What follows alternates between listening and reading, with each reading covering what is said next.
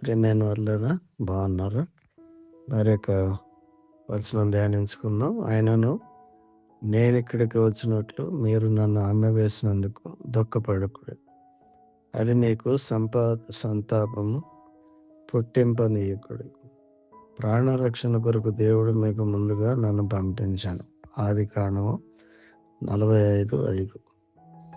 దేవుడు నన్ను ప్రాణరక్షణ కొరకు మీకు ముందుగా పంపించాను. దేవుని ఉద్దేశం గొప్ప మేలు నిమిత్తము శ్రమలు వస్తాయి.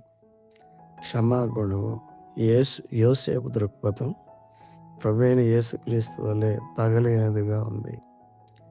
యేసు తండ్రి వీరేమి చేయుచున్నారో వీరెరుగురు గనుక వీరిని క్షమించమని చెప్పాను. లూకా 23:34.